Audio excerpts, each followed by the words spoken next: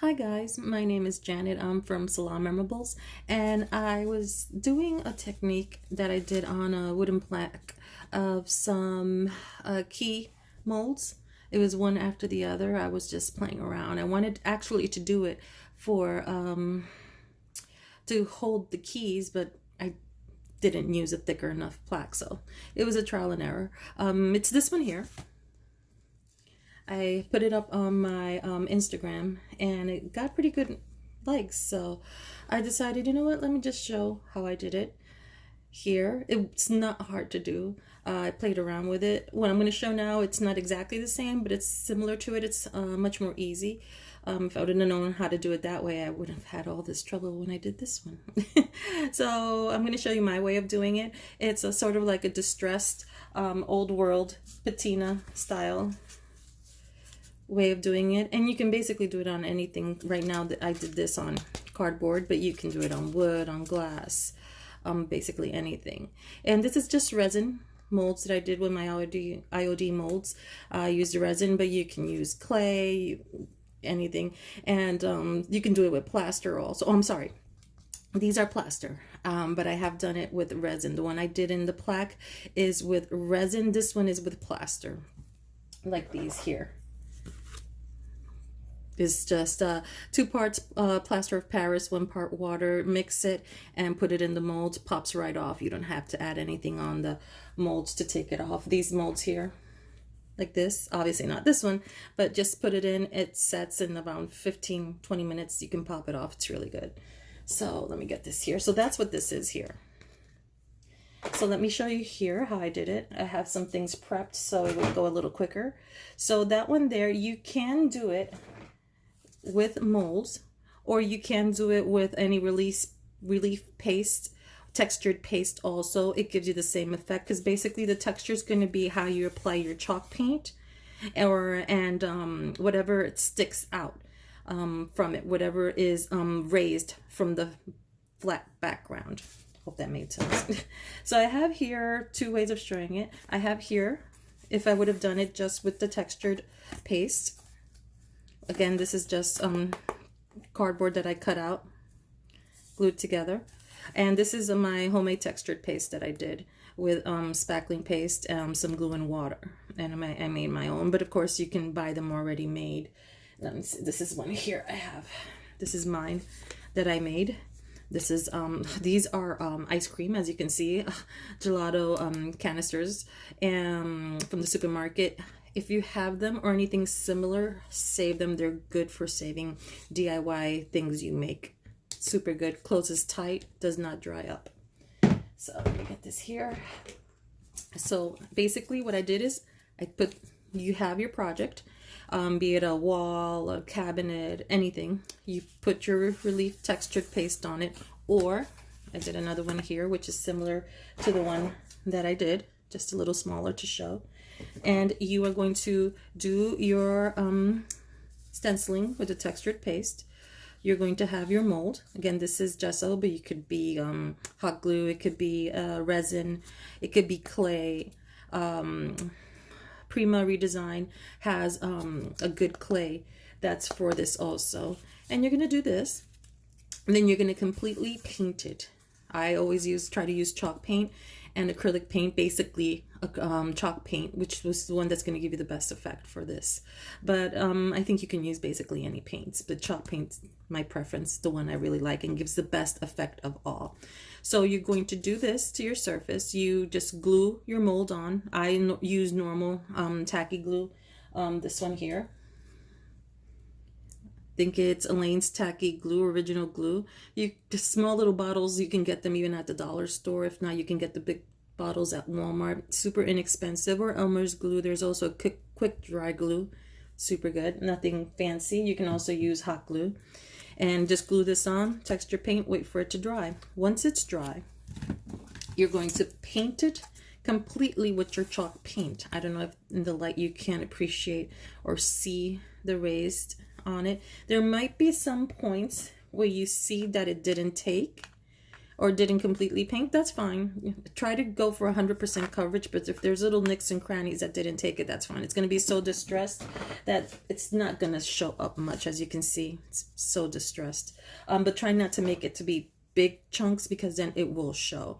But again, it might just add to the feel.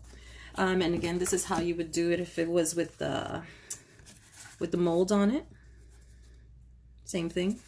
So this is with the mold, and this is if it's just textured. Once you do that, let me do this one first. You're going to do a dry brush technique, which is what gives you sort of that distressed look on it here, as you can see. All this dry brush here. So this was originally this color. So yeah, big difference. Okay, so let me get this here. So you're going to take a fan brush like this, or basically any brush, as long as it's, I always, chippy brush that's like really used, clean, almost feathered out, something like this, something that won't gather too much paint. Not like this, because then this end here is going to collect a lot of paint, and that's what you don't want. You want something like this, scarce. Sometimes I even say, take a piece of tape, take an old brush. Let me just show you here. Take an old brush. This one got glue on it. Not the perfect example. Take it, feather it out if you can. Feather it out. And then tape it. And then sort of cut it up with your scissors. Or take an old chippy brush. Just anything. Just as long as it's not too... like even something like this. This is a brush that I took, and I just took the scissors on it. You can see it. There. I took some scissors, and I just went like right there on the edges, so it's like skimpy like that. These little few bristles that you see here, these little few hairs, these are the ones you're going to want, so it won't take much paint. Let me see here. Okay, so, and it's going to be dry. So the reason it's dry brush is because you're going to take a brush. Usually we wet our brushes and to take paint to clean it. If it is a brush you're just cleaning, it has to be dry when you pick up the chalk paint. The chalk paint is very thick, so you're going to need little paint, not much paint, and a very dry brush, completely dry. So I'm going to take a contrasting color. So usually you'll have a dark base, and your contrasting color to use to do the stress will be a lighter one.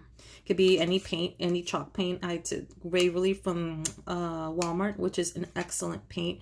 It's a super economical, and it just does an amazing job, of course, but you can use a chalk paint of your preference. I have seen no difference in it as long as it's chalk paint. And you're going to take it, put this here, dip it in. I usually just take the cap here, and I put the paint just somewhere where you can offload it. Why? Because you need as little paint as possible. It's better to go little by little and build it up than glob it on and then like, okay. It's still not ruined because you can fix it, but it's easier to go little by little. So as you can, take as little as you can, and you're going to lightly, very lightly, like if you were dusting, like if this was full of dust and you're dusting it off with a brush, that's the kind of pressure I want, or the lack of pressure I'd like for you to do, for it to be a dry brush technique, because basically this is just to hit the high spots on this board right here, and you need contrasting colors. I like doing dark to light, but I have not done light to dark, but you can do that also. So let's go here. See, any direction, very lightly. Let me just show you here. See what's happening here? It's picking up all the raised parts from the dry brush, and you just keep going. And you're going to start light, and you're going to see it's going to pick up all that raised part.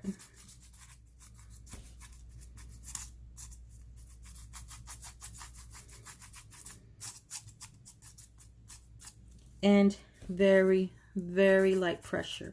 Like if you're dusting, pick up some more paint, that you offloaded, don't go back in because you're going to get more heavy. Just go back to whatever you have here. Since it's chalk paint, it's going to start drying up. That actually works to your advantage because it will not let you get much. And dust, dust, dust, dust. Very light pressure. And soon after you do a couple of passes, you'll sort of feel and gauge the pressure you're giving, and you'll know if you want to give a little more, a little less. And here. Now, as you can see how it's starting to come out? And you can tell where there's some still dark spots, where there's some lighter spots. Just keep working at it and keep going and going and going until you feel you have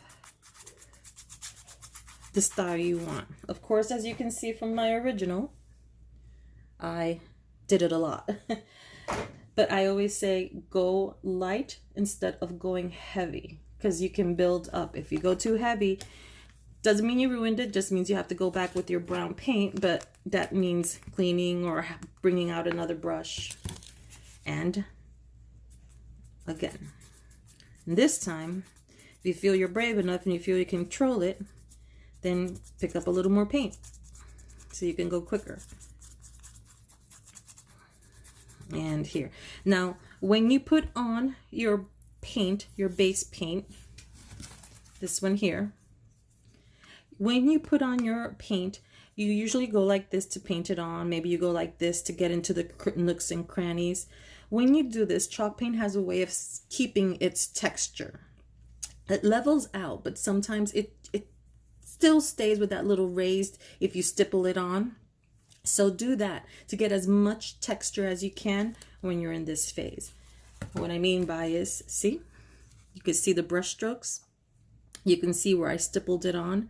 And also when you pass it with the dry brush will also take the lines it's doing as well. So when you pass that brown coat on the first base coat, try to, once you covered everything, 100% coverage, stipple it on a little bit. Just so the paint can still have a little bit of its own texture as well. Pick up some more paint and keep going. And play with it. Just figure out what you'd like to do.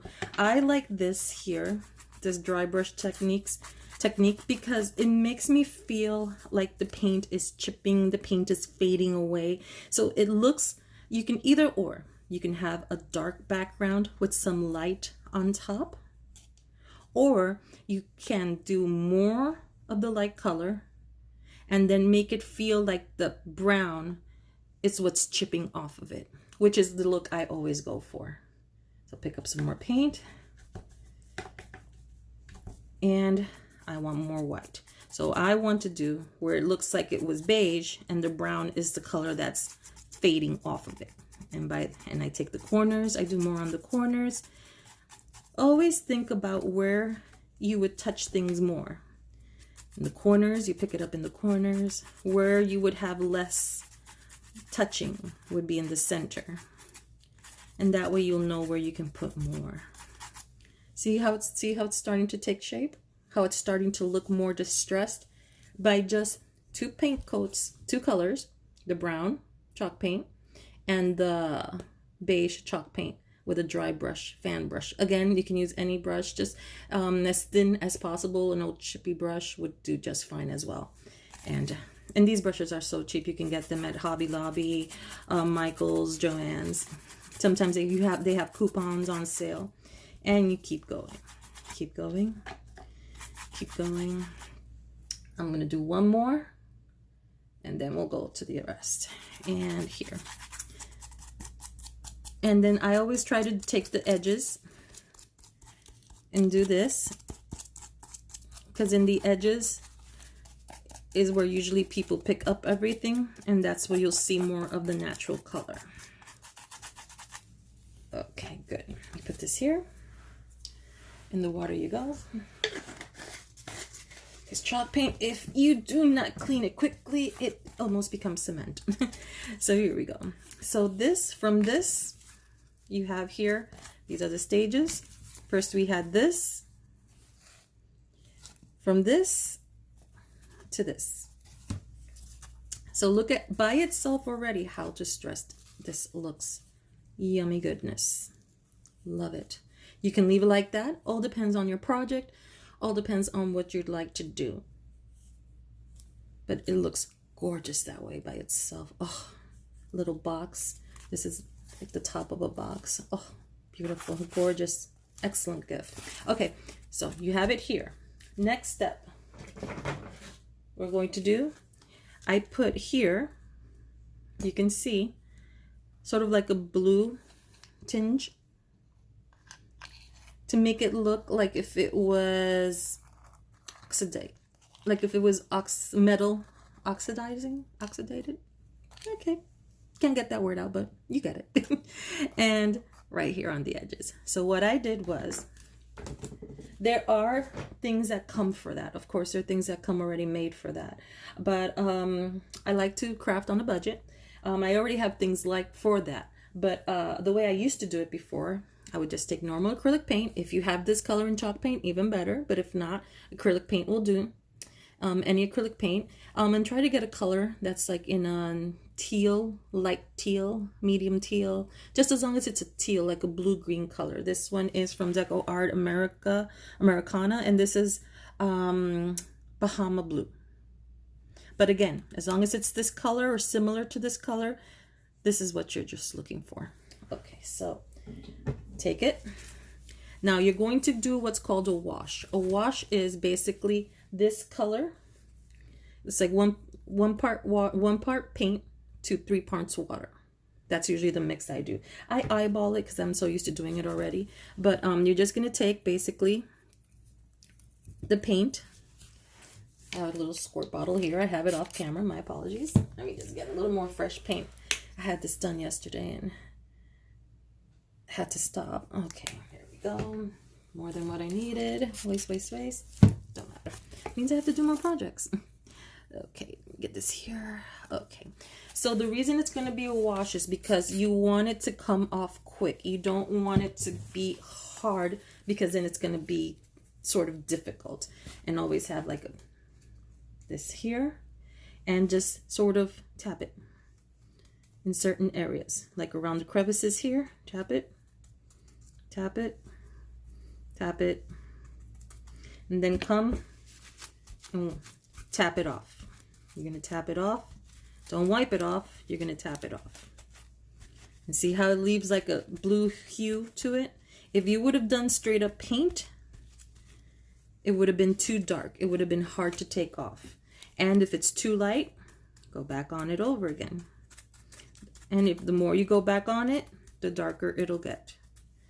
And the reason you tap off with the napkin is just so it could sort of mix in with the background. And see, that's how it's getting a little more color. If you think it's too light, add a little more paint and then make it a little more stronger. I like to go like this because I don't like it when it's too dark, because then I feel like I can't control it. See, this is too dark. I don't know if you can see here. See how it got too strong right there? Then just tap it off. And here. But see how this one is a little dark? Just take some water, tap on it, and keep going. Keep playing with it. To wash, like if you're washing the color. And this blue hue is like the oxidation of a metal, in which that's the look I'm trying to go for. Like if this raised stencil was a metal embellishment. And if you do it all over like this, if you like the way it looks, just let it dry and don't clean it off with the paper towel. If you think it's too dark, clean it off with the paper towel. And see now how it's getting sort of like this blue tinge all over to it? Good. I'm always extra, so I want to get a little more. And again, there are products that already come made for this where you don't even have to water your paint down. You just go straight up. Pardon for the noise. I'm just going to dry it off really quick here. I'm going to put the heat gun. And when it dries, the color will show off more. Okay, do this here.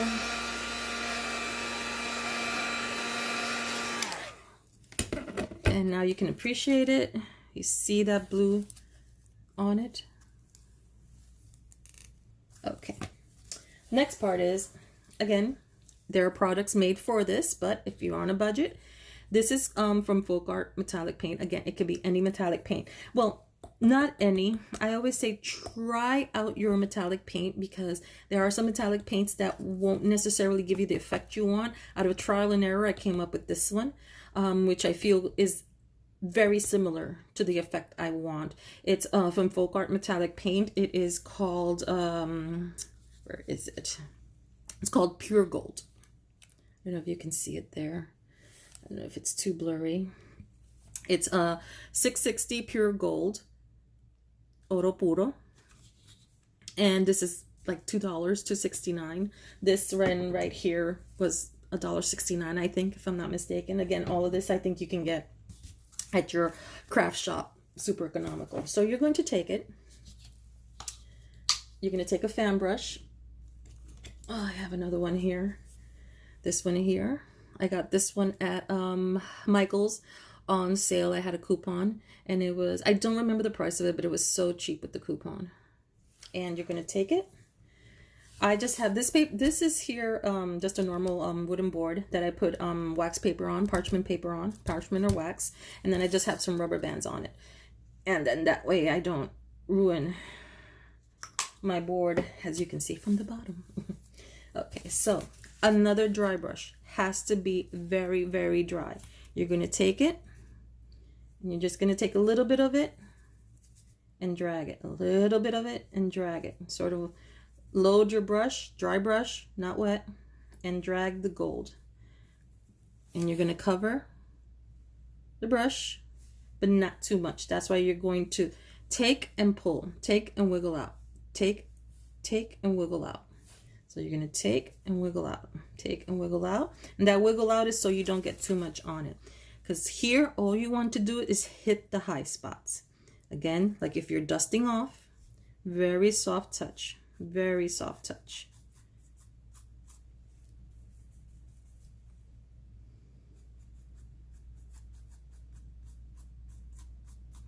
There you go. And as you can see, starting to get that gold color. Again, and just size it. If you think it's too soft, load up a little more and lightly dust off. Lightly dust it.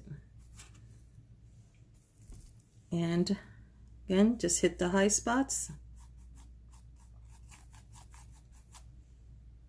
There you go. I don't know if you can see how it's getting that gold sheen on. And again, here, just hit the high spots. And hit the high spots. Get a little more.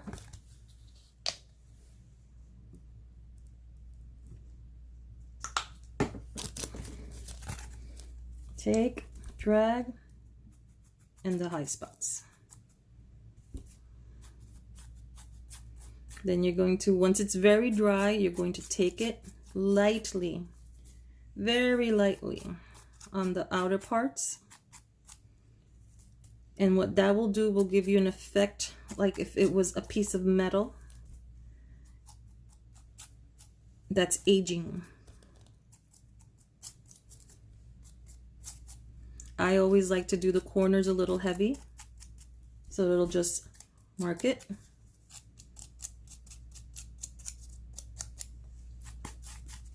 And then I hit it all around. And that'll also set the blue back so it's not so forward. And there's no right or wrong. There is no right or wrong. There's some place where it got a little too much. You can go back with the patina and tap it out. See, like here I got a streak of gold. Here I got a streak of gold. Tap it out. And set it back. Pat it. Done. And there you go. And sometimes you want little chunks like this just to give it interest. And basically that's it. And you just, heat it, dry it with the heat gun, because dry is when it looks fabulous. Give me 1 second. Sorry for the noise. And here. And now is when the, I don't know if you can hear me. Oh, burned my finger. Did not need those fingerprints. Okay, and see, and now is when the gold and the blue pop, when it's dry. When it's dry, it's when it looks gorgeous. And again, you may see a streak, you may see a blotch, you may see a piece of a chunk here, but that just adds interest. Play with it. If for any reason you got too much on it, you have your paint brushes, just go back with it, pat it dry. But look at how gorgeous. I think it just looks pretty. And then again, every time it could be different. See this one here? I put more blue on it. This one I left a little more supple because it was just a raised, textured raised relief paste.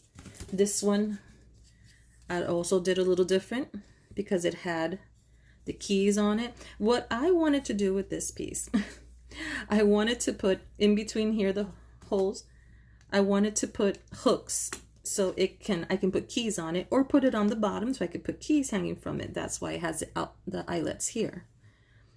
Thing is, I didn't count on how thin it was, so the hooks didn't go. Wanted to split the wood. Yeah, but so now it's an example piece. So yeah, so this is here, and again, dry brush. It was just a blank piece of wood. Did some dry brush on it and did everything that you saw here. I did on here, just with this different intensities. As long as you know the basic of how to do it, you can do as many varieties as you can, because this is the same technique on each one. And look at how different each one looks. I hope you can see it there. My apologies if you can't. Oh, of course. There we go. Hope that shows. So see how different each one looks? And I did the exact same technique on all three. Exact same materials, just different intensities. That's why I always say play around with it. This is here. So I hope you like this. Please give me a thumbs up. Please subscribe. I'm going to do more on how I do my techniques and everything I do on my Instagram. Please follow me on my Instagram. It is Salon Memorables on Instagram. I also have a Facebook, Salon Memorables. And any comments or any other videos you want to see, let me know. I'm going to be doing something like this on, ta-da! This is just a wooden sconce candle holder, and I already put the molds on it. I'm going to paint it black, then two tones of dry brush in gray, from black to dark gray to light gray. I'm going to do white and maybe some metallic on it using this same technique. So let me know if you want to see a video on how it is. I can do one and then just leave the other one here. Oh, and I plan to do some stamping on it also. So please let me know if you want to see a video on this. I can do one and show it. And if you want to see a video on how I'm doing it, just leave a comment below. Thank you so much, and stay safe. And I hope you like this video. And remember, please give me a thumbs up. I hope you all liked it. Bye.